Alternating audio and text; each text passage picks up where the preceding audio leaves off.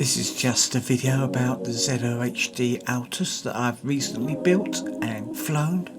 You can see on the screen the components I used in it. This is the Zing 2207 1855 kV motors I used. I had them spare and they're perfectly suited to the 6-inch props I'm using. These are the Emax MD2 digital servos. They're a bit heavier than your standard 9-gram servos, coming in at about 13 grams, but they're digital, so very precise, and being metal geared, they don't easily strip out. You can see on the servo horn I went for the second hold down. This seems to give a nice bit of throw without going over the top. The rear servos had to be standard ZOHD. I don't know them, mate. They are metal geared.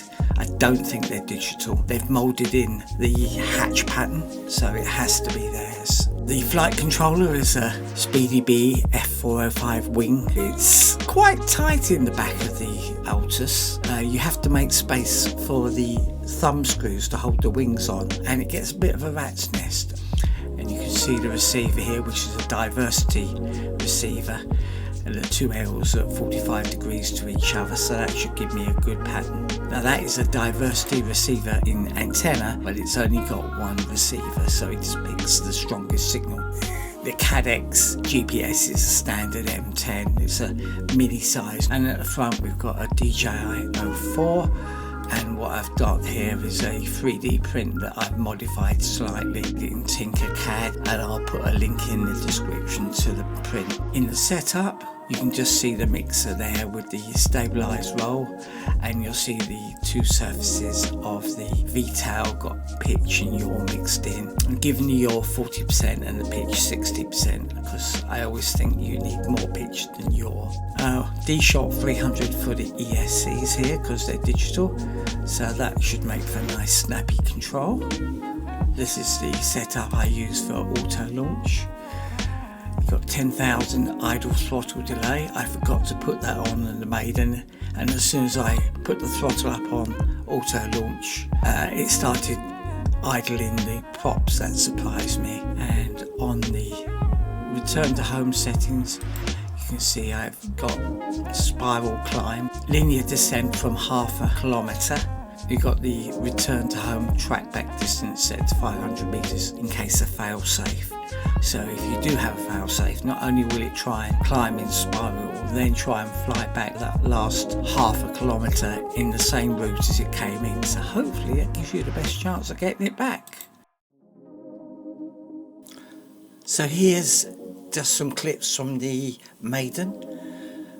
It's on auto throttle at the moment, waiting for me to throw, and I throw it and it peaks at 24.5 amp before I knock the transmitter and I lose the full display. It goes to my minimal display.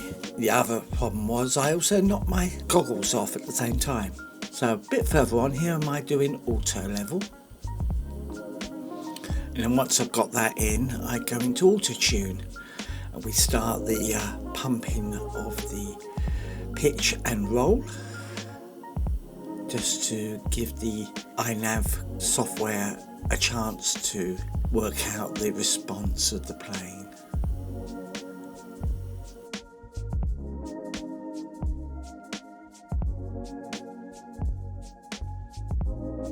Pitch, and then I do a few roll and I do a full roll as well. And I was expecting this plane to be not very acrobatic, but it worked out quite well. And now I flip into rudder. I try the rudder, don't like the rudder that much. It's inducing a roll because it's a V-tail.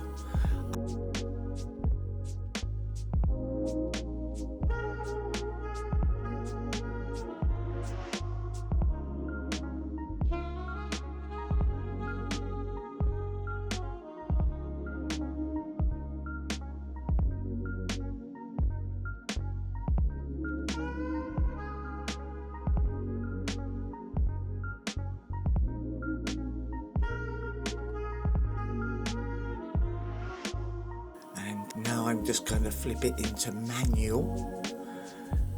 just to check the plane's handling well in manual, and it seems to be.